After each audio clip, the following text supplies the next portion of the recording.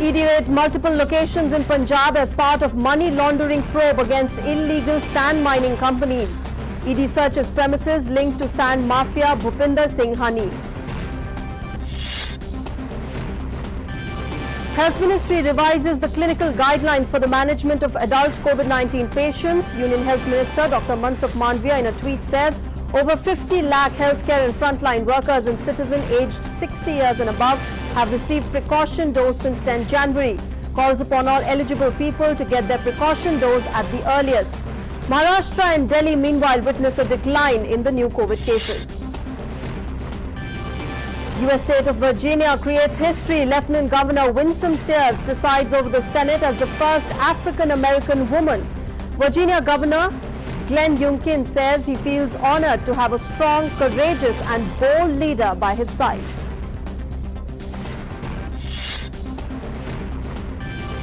In sports news, on the second day of the first Grand Slam Australian Open of the year, Garba and Muguruza, Rebecca Peterson and Romanian Sorana Cristea reached the second round by winning the women's singles. In the men's singles, Botic Van Day and Marlene Cilic progressed to the next round too.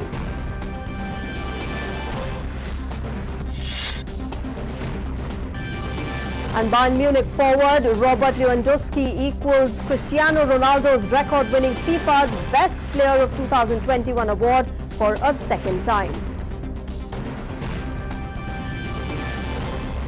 All right, let's begin the bulletin with the big news that we are tracking at this hour.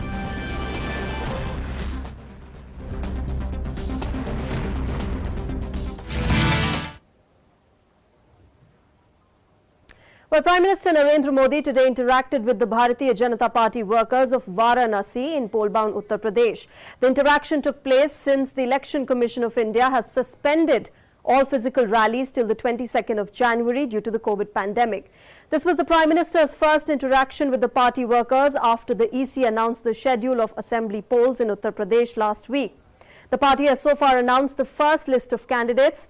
Elections for the 403 assembly constituencies in Uttar Pradesh will be held in 7 phases starting 10th of February. The polls in the state will be held on February 10th, 14th, 20th, 23rd, 27th and March 3rd and 7th in 7 phases. The counting of votes will take place on the 10th of March. आपने सुना प्रधानमंत्री जी ने जो कहा, क्या message आप लोगों के लिए है?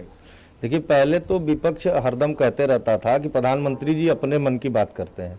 ये आज पहली बार नहीं है कि प्रधानमंत्री जी कार्यकर्ताओं से बात किए हैं, इसके पहले भी किए हैं, पर आज नमो ऐप के द्वारा सारे कार्यकर्ताओं की मन की बात उन्होंने सुनी और बनारस के बारे में जो विकास कार्य किया गया है उसके लिए फीडबैक लिया और जो सुझाव कार्यकर्ताओं द्वारा दिया गया है उसको बहुत अच्छे से सुना और उसके बारे में प्रधानमंत्री जी ने कहा कि हम इसको आगे देख के सजा के काम करेंगे। हम लोग का भी कुछ बनता है कि हम लोग जिस तरीके से स्वच्छता की बात करी तो अस्वच्छता को लेके हमें जागरूक वापस होना है, तीसरी लहर ना आए इसके लिए वापस हमें अपने प्रधानमंत्री जी का इस समय साथ देना होगा और जो मास्क और 2 गज की दूरी की जो उन्होंने बात करी है उस पर हमें वापस अमल करना पड़ेगा।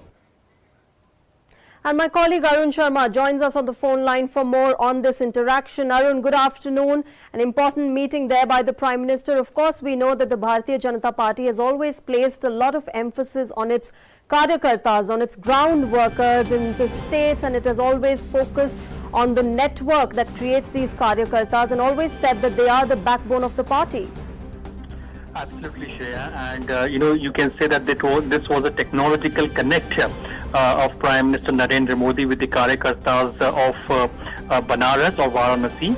Now, we know this fact that till 22nd of this month primarily, the Election Commission has banned the election rallies primarily. Now, we know this fact that UP is again going for the polls, and Prime Minister Narendra Modi's interaction via Namo app was very much significant because Prime Minister Narendra Modi interacted via technological medium. That's number one. Number two, Prime Minister Narendra Modi did take the feedback from these karyakartas or the volunteers about the developmental work that has happened primarily and what more needs to be done.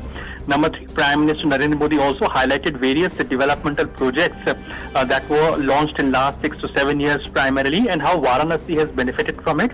Number four, Prime Minister Narendra Modi has also talked about the Kashi Vishwanath Dham and how this Kashi Vishwanath Dham is playing a significant role in boosting the religious tourism as far as Varanasi is concerned, and also for the fact that the local issues were also discussed by Prime Minister Narendra Modi. For example, the widening of the roads, the traffic problems that earlier Banaras used to have. Now how the traffic problems are being sorted out. Also talking about various connectivity projects. On health and education front, how infrastructure development in the health and education sector has played a significant role in providing ease of life to the people of Varanasi and the surrounding areas as well. So yes, and also on the COVID lines, Prime Minister Narendra Modi clearly appealed the Karyakartas to maintain or to ensure social distancing and to follow all the COVID appropriate behavior, and of course to boost the vaccination drive as well, and to ensure that these Karyakartas can take the message of Bharatiya Janata Party of Sabka Saath Sabka Vikas to each and every block of Varanasi, and of course Uttar Pradesh, specifically each and every block of Uttar Pradesh, so that people of Uttar Pradesh are aware of the fact that what developmental projects or developmental work the BJP-led government has done, and the double engine of the government, that means center and state both having the BJP in power, primarily ensuring that the double engine growth, brings about the change of life or the ease of living primarily to the people of Uttar Pradesh. So in that context, this meeting, a technological connect meeting with the Karyakartas was very much significant. Arun, also the BJP has so far only released its first list of candidates for the state. Anything in this meeting on the next list, when will it be released? And of course we know that the BJP is not a party that announces its chief ministerial candidate before the elections, but really anything on that? Well, this meeting was completely, for the fact to connect with the Karyakartas. Now, the strategy of the BJP is to connect with the booth level workers, the party workers, the volunteers who are working at the ground level, who are actually connecting with each and every block of the society or the district primarily. So idea was that how can the developmental works that the government has done, they are either reaching or not at the ground level. Second, how can awareness be created about various developmental work that has been done by the government at the block level, and of course to ensure or to create awareness about various initiatives of the government. So this meeting completely focused on the fact that how can the developmental projects that is being launched by the government or inaugurated by the government, the benefit of that reaches the people of the Banaras, and we know this fact that the Prime Minister Narendra Modi is also the MP from Varanasi. So to take the stock of the situation, to take the feedback from the ground workers or the volunteers primarily of the BJP, that was the basic motto of this technological connect via Namo app. All right, Arun Sharma, thanks very much for joining us with those inputs on the Prime Minister's interaction with the BJP Karyakartas of Varanasi. Now, the Bharatiya Janata Party National President JP Nadda is also holding meetings with respective party representatives from Uttar Pradesh, Punjab and Uttarakhand in connection with the assembly elections. Yesterday too, BJP's top leadership in Delhi had an election brainstorming with its leaders of Punjab, in which the party's strategy and allocation of tickets were discussed. It is to be also noted that this time in Punjab, the BJP has an alliance with Amrinder Singh's party. Party President JP Nadda, Union Home Minister Amit Shah, Punjab in charge Gajendra Singh Shekhawat, Dushyant Gautam, Ashwini Sharma, Tarun Chugh, Hardeep Singh Puri, BL Santosh and other big leaders attended the meeting.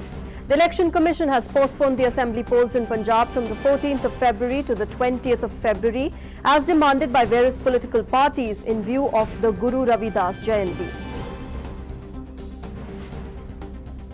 Meanwhile, Delhi Chief Minister and Aam Aadmi Party National Convener Arvind Kejriwal announced the name of their Punjab Chief Ministerial candidate today. Bhagwant Mann will be the face of AAP and has been made the party's Chief Ministerial candidate today. The party claimed that it has received around lakhs of responses under its campaign to elect its CM face for the assembly polls. Now, keeping with news from Punjab, currently the Enforcement Directorate is conducting searches in pole-bound Punjab, including at the premises of Bhupinder Singh Honey in connection with the alleged illegal sand mining-linked money laundering case. The ED is conducting raids over 10 locations in the state.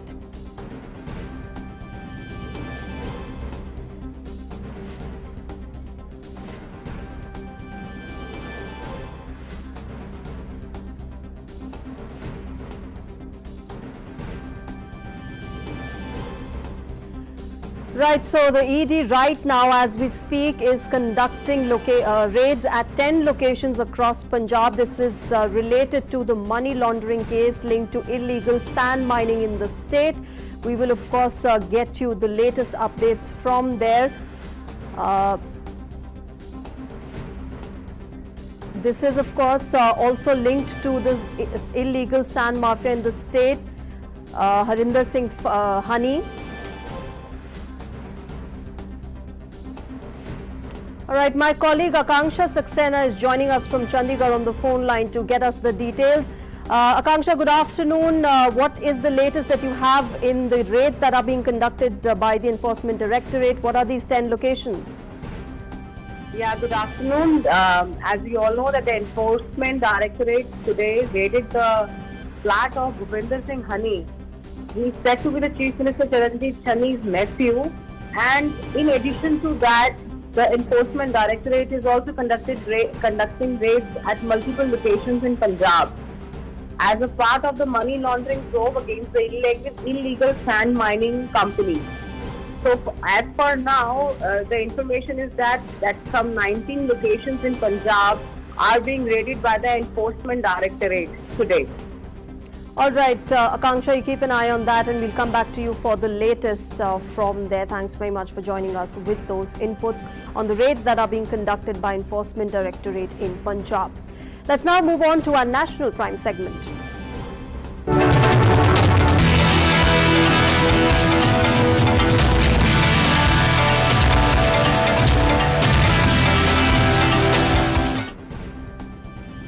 Expressing joy over yet another milestone and posting an image of the completion of over 50 lakh precaution doses given to healthcare and frontline workers and citizens aged 60 years and above, Union Health Minister Dr. Mansukh Mandavia has tweeted, and I quote him, "Another day, another milestone. Over 50 lakh healthcare and frontline workers and citizens aged 60 years or above have received the precaution dose since the 10th of January.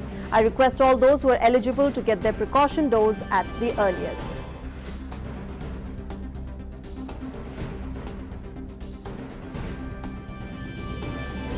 Meanwhile, the Union Ministry of Health and Family Welfare has revised the clinical guidelines for the management of adult COVID-19 patients, and it was issued on Monday. As per the guidelines, if cough persists for more than 2 to 3 weeks, you have to investigate for tuberculosis or other conditions. The guidelines drafted by experts from the ICMR, COVID-19 Task Force, AIMS and the DG of Health Services under the Health Ministry continue to not recommend medicines such as antibiotics, doxycycline and azithromycin and antiparasitic ivermectin for mild cases of COVID-19. Experts recommend monitoring fever and oxygen saturation at regular intervals. Moderate and severe disease cases must be treated in a hospital.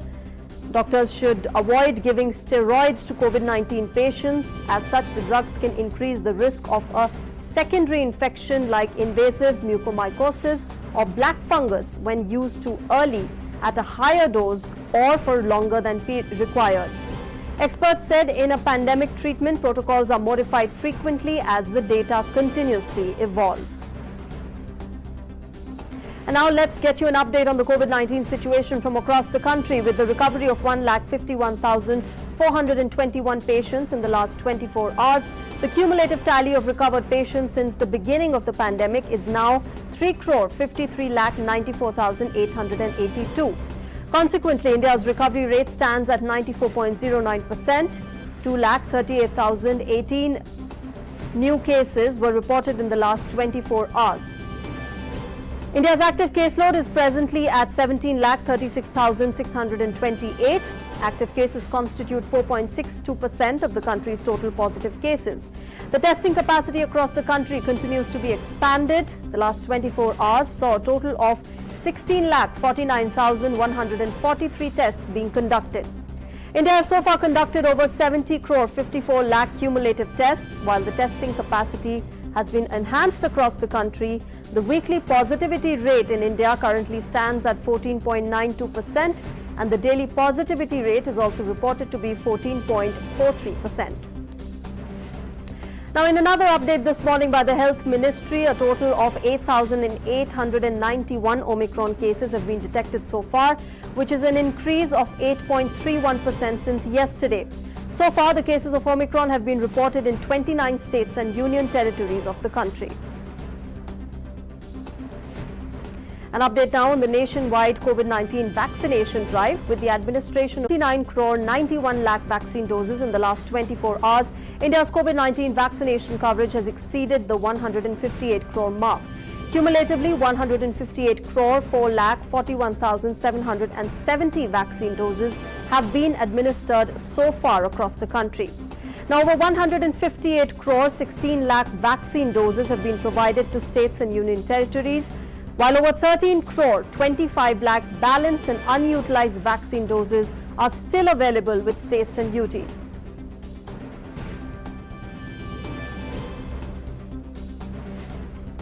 Now, India had started the vaccination of adolescents in the age group of 15 and 18 years from the 3rd of January. Those above 15 years are eligible for vaccination. The adolescents said that vaccination is safe and effective on the novel coronavirus. मैंने आज corona का vaccine लिया है। वो vaccine से corona का बचाव होता है। आप लोग को भी कोरोना का वैक्सीन जरूर लीजिए। धन्यवाद। Meanwhile, national capital Delhi has reported a big fall in COVID-19 infections in the past 2 days. The cases in the national capital have fallen consistently since hitting a peak of 28,867 on 13th of January. 12,527 new cases were reported on Monday, almost 31% drop from Sunday's case count. With this, the positivity rate in the national capital now stands at 27.99%. The number of new deaths also saw a dip, with 24 related fatalities registered during the day. As many as 28 patients had died on Sunday and 30 on the day before that, that's Saturday. Delhi Health Minister, meanwhile, has said that the city is likely to witness 4,000 to 5,000 fewer COVID-19 cases than the number which was reported on Sunday.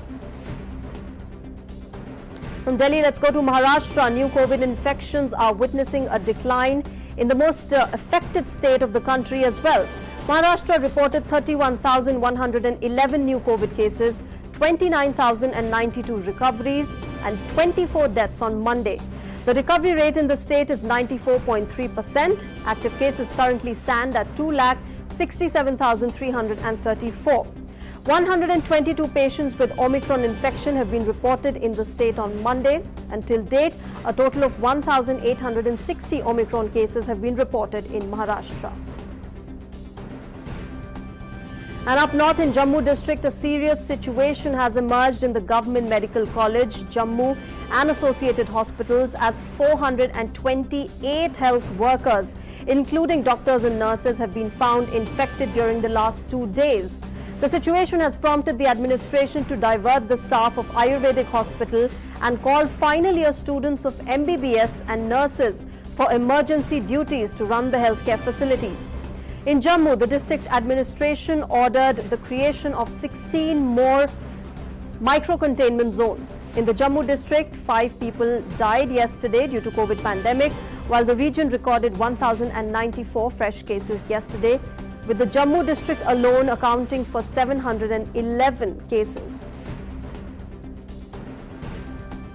Goa Chief Minister Dr. Pramod Sawant today briefed media after the COVID management meeting that he held. He informed that the government is emphasizing on monitoring of COVID patients in home isolation. Call centers have been reactivated and monitoring will be done at the PHC level. He appealed to people to get vaccinated as early as possible. People who are doing self-COVID testing can collect isolation kits from nearby PHC or CHCs. The government has started COVID casualty 24/7 in both district hospitals. The Chief Minister added that the Health Department will start regular press conferences on COVID from tomorrow. He also appealed people to follow all COVID protocols put in place. जो self testing करते हैं तो उनके लिए जो isolation kit they can collect from the PHC या CHC level, nearby PHC CHC level से isolation kit collect करें। मुझे लगता है इससे हमने पूरी स्टेट में जो कोविड की पॉजिटिविटी रेट बढ़ रहा था, इससे आज के हेल्थ मिनिस्टर, सीएस और बाकी सभी एडमिनिस्ट्रेटिव, इवन दो कलेक्टर्स दोनों थे, सभी के साथ रिव्यू मीटिंग लिया है और इसके लिए जो जो कोविड प्रोटोकॉल हमें फॉलो करना है वो करें। लोगों से हम सहायता चाहते हैं कि भीड़ न करें और कोविड प्रोटोकॉल का पालन करें। And my colleague Taposh Bhattacharya, who's been tracking the COVID situation in the national capital, joins us for more. Taposh, good afternoon. A sigh of relief there with the numbers declining in Delhi. What's the latest situation today? In fact, that's a great news coming in from the national capital. The downward spiral of cases continues for the fourth consecutive day. In fact, there is a 50% reduction in the number of cases. One point that I like to mention out here is that this particular part was mentioned earlier by the health minister also, that the number of cases will plateaued in Delhi and nearby areas. And the point, this is great news coming in for the national capital, which was battling the third wave of COVID crisis. Though in this particular wave, what we can see is that there was much less hospitalization, 5 to 10% of the hospitalization that took place. The numbers that I'm telling you is that 12,527 cases came out yesterday when the Delhi Health Government Delhi Health Bulletin issued, and there is and what I can tell you that from January 13, when the cases spiral to almost 28,000, from there it is you can say there is a a downward trend of almost 49, almost close to 50%. So that is one of the good thing. Though the positivity rate still is quite high, it is 27%, just over 27%. So that is something that people will like to take cognizance of that, and hopefully in the days to come and in the next couple of weeks, we will be seeing much less number of cases than what is currently going on. Absolutely, we all hope so, and of course the vaccination coverage is also growing at, it's progressing at a rapid rate. Taposh, thanks very much for joining us with those inputs. Now, even though the COVID numbers are decreasing, we all need to follow all the protocols that are put in place for us to protect us from COVID-19. Now, moving on, the cold wave has gripped the northern parts of the country, with most of the states seeing plunging temperatures. Temperature in the national capital, Delhi, was recorded very low early this morning. People were seen sitting around bonfires and at tea stalls to get some respite from the chilly winter. An intense fog and cold wave conditions also prevailed in Uttar Pradesh's Kanpur and its capital Lucknow this morning. In Prayagraj as well, intense cold wave conditions prevailed in the region, creating difficulties for the people in the region.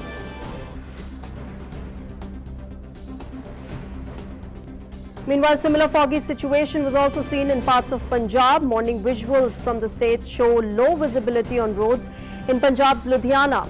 The Indian Meteorological Department has predicted cold wave conditions over Punjab, Haryana, Chandigarh, Delhi, Uttar Pradesh, Madhya Pradesh and Rajasthan during the next 2 days.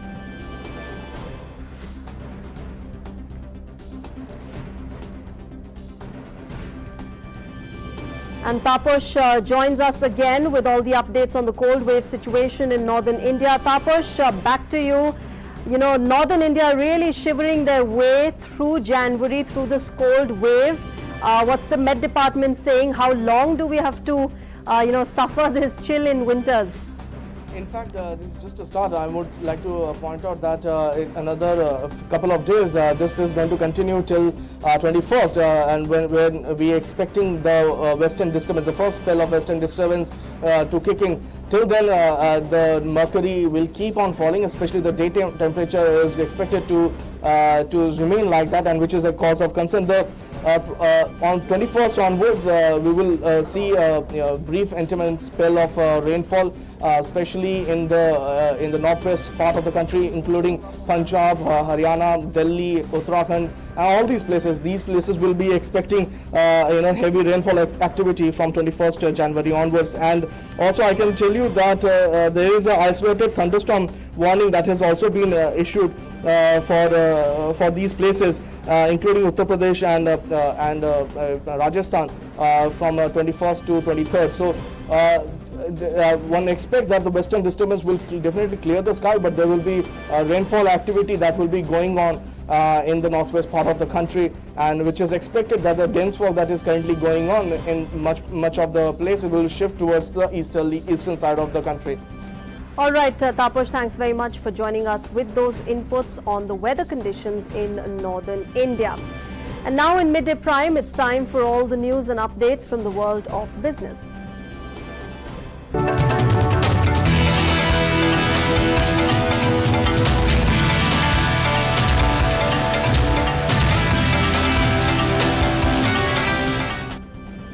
Well, Chinese President Xi Jinping made a rare defense on the world stage of his common prosperity policy, which has seen major crackdowns on businesses.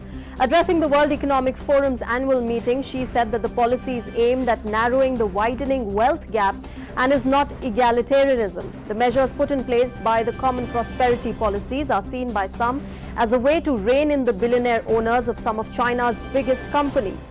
But its implementation has wiped off billions of dollars off the value of some of China's biggest companies and has rattled international investors. Meanwhile, shares of property developers rose in China on Tuesday after a Chinese bank unveiled a plan to issue debt relief to fund real estate acquisitions. Beijing is already encouraging large property developers to acquire assets from cash-strapped real estate firms to ease liquidity pressure.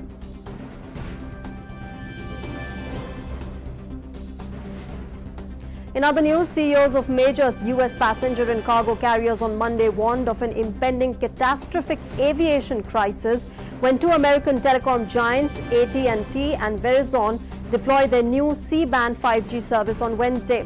The development could render a significant number of wide-body aircraft unusable and cause chaos for U.S. flights. The Federal Aviation Administration, in turn, warned that potential interference could affect sensitive airplane instruments such as altimeters and significantly hamper low visibility operations. Now, U.S. coffee chain Starbucks said on Tuesday that it has entered into a partnership with China's dominant food delivery firm Meituan in an attempt to widen its reach in its second biggest market globally. The U.S. coffee chain will now distribute its coffees to Chinese customers through Meituan's app's platform. The move comes after Starbucks sales slowed in China due to COVID-19's fallout. Meanwhile, British consumer goods giant Unilever has signaled that it will continue pursuing a blockbuster deal to buy GlaxoSmithKline's healthcare arm. Unilever has already had a £50 billion offer rejected, but it said on Monday that a deal would be a strong strategic fit. Unilever, the maker of Marmite, PG Tips and Dove soaps, said that it wants a bigger slice of the health and hygiene sectors. Well, that was all from business, and now let's have a look at what's making news across the globe.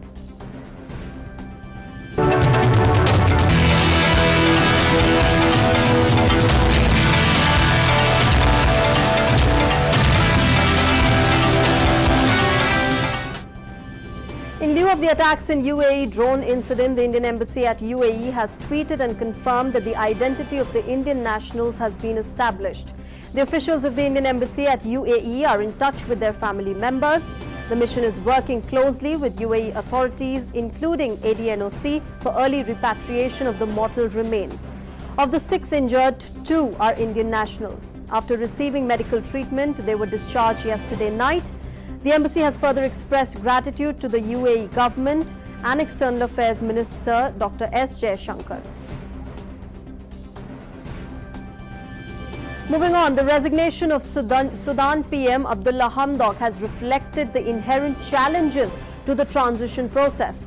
India, while expressing concern on transition process in Sudan, said that it is important that all sides continue to engage on outstanding issues to find mutually acceptable solutions. The councillor in India's permanent mission to UNGA, Prateek Mathur, said that UN-facilitated intra-Sudanese political process needs to be Sudanese-led and guided by a constructive approach. He was speaking at the UNSC briefing by the International Criminal Court on Sudan. Sudan transitions to a peaceful, stable and prosperous future, there is a need to provide it with all the assistance to redress the issues of the past, promote intercommunal harmony and protect the fundamental rights of all its citizens. In this context, it will be important to build capacities of the national judicial institutions of Sudan. As we look forward to Sudan's successful completion of the current transition phase, we remain confident that Sudanese people will overcome the current challenges and strive further ahead on their road to peace and development.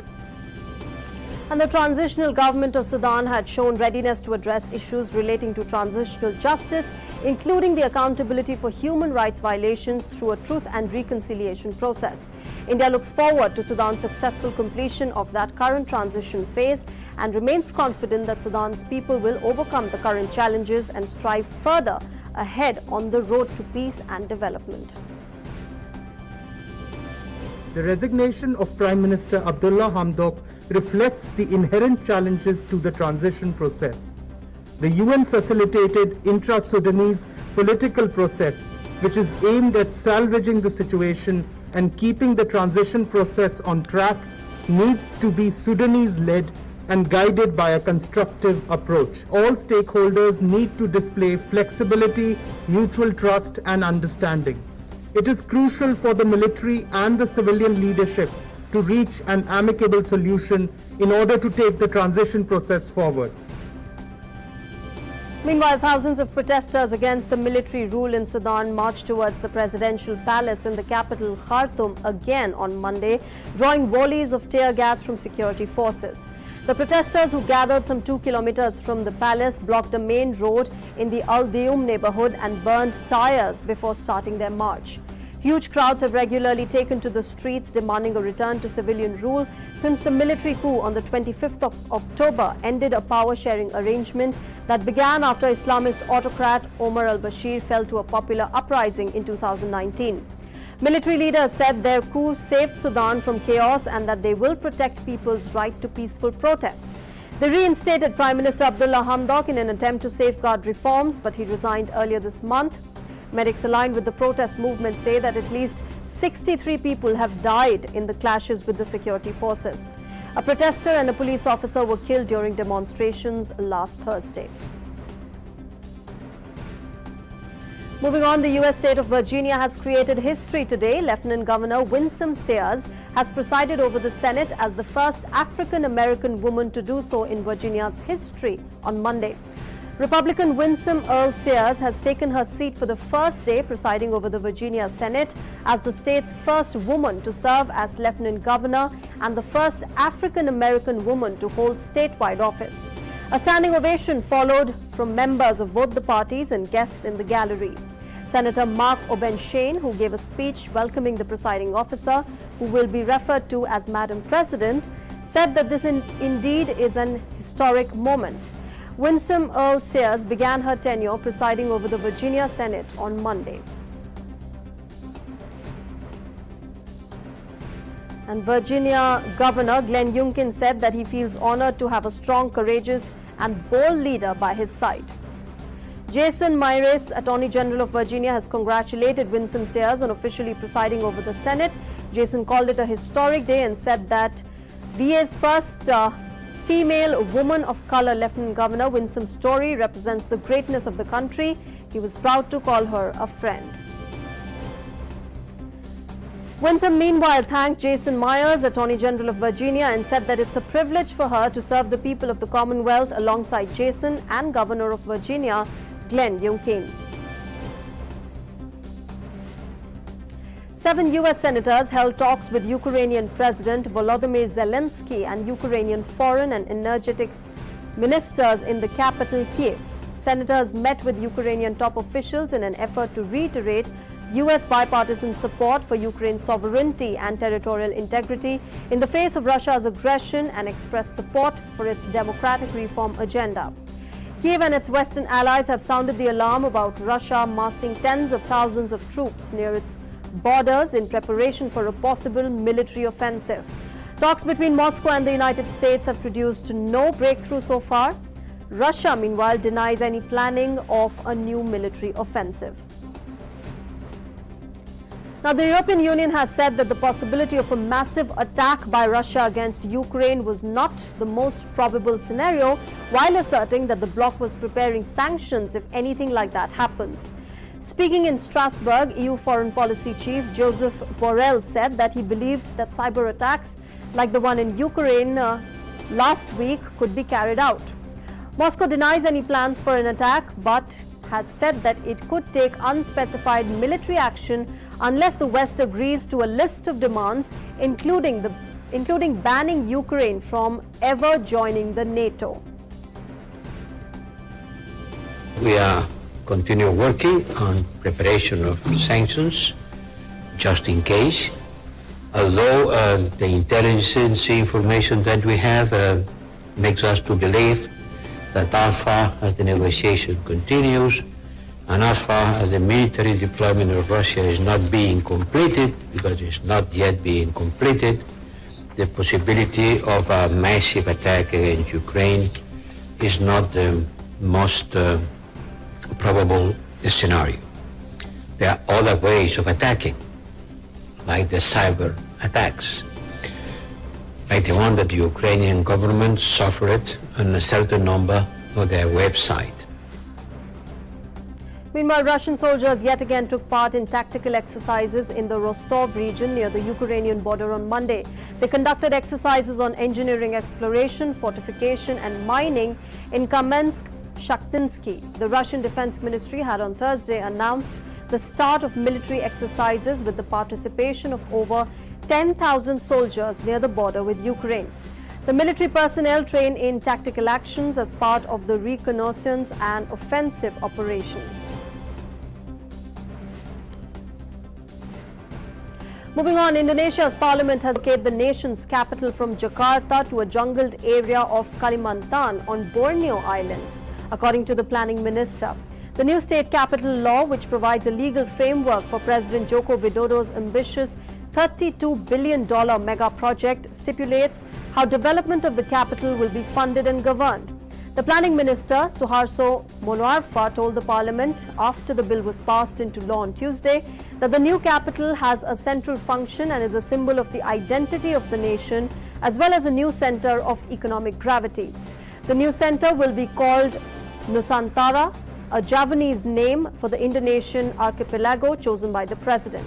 Plans to relocate the government from Jakarta, a bustling megacity of 10 million people that suffers from chronic congestion, floods and air pollution, have been floated by multiple presidents, but none have made it this far.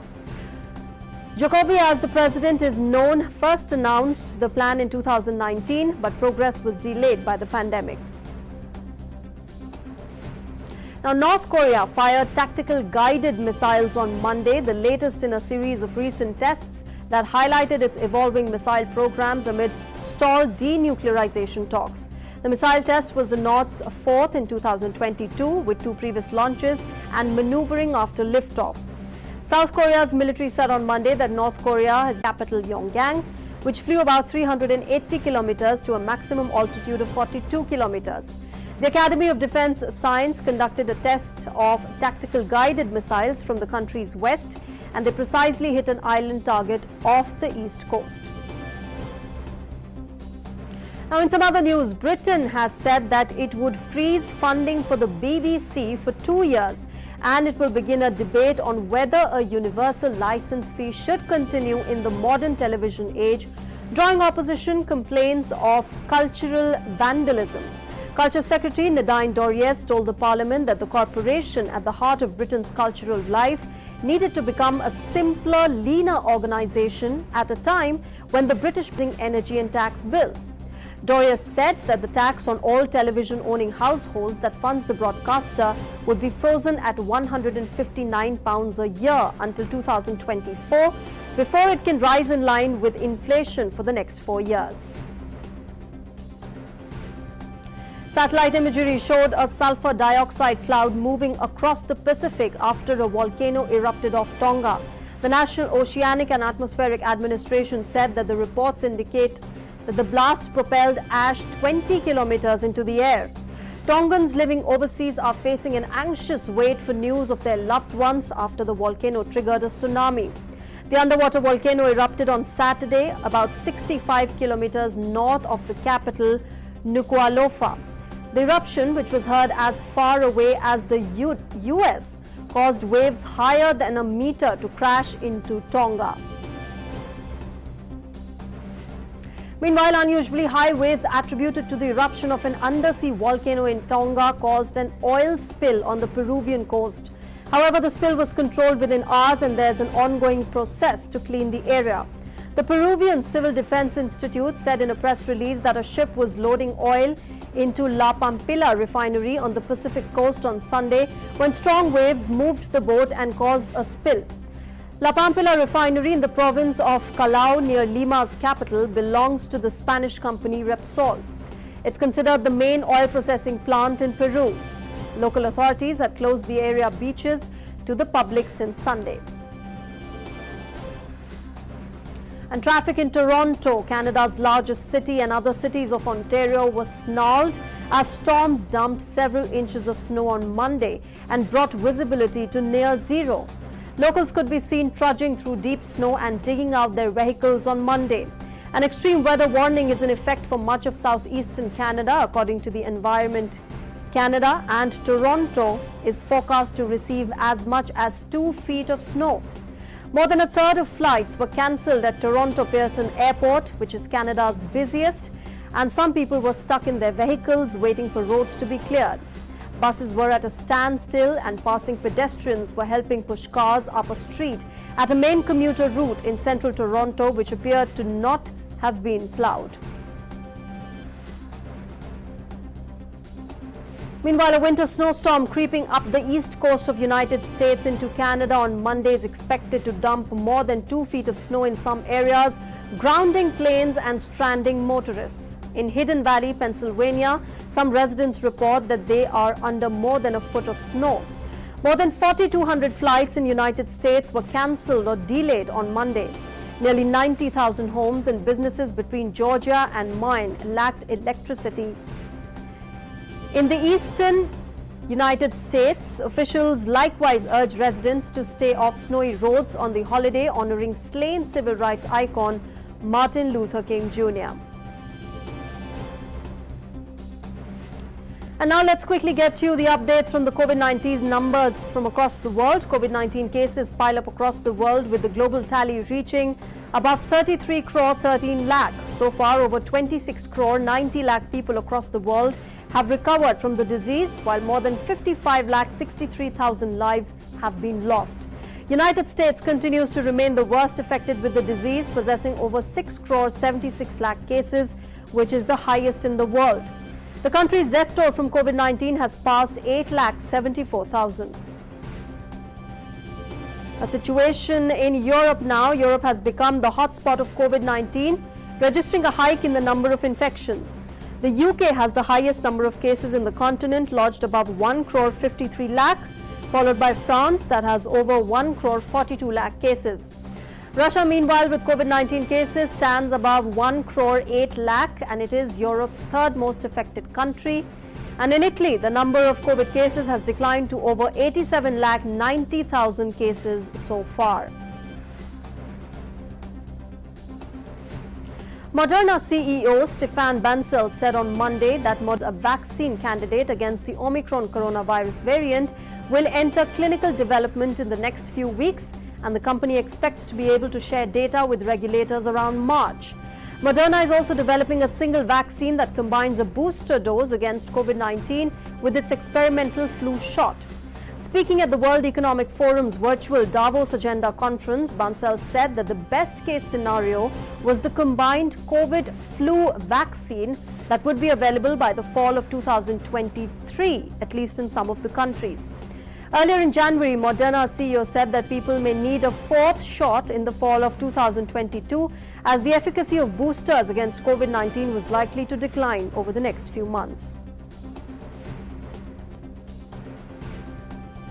And after that, it's now time for all the stories from the world of sports.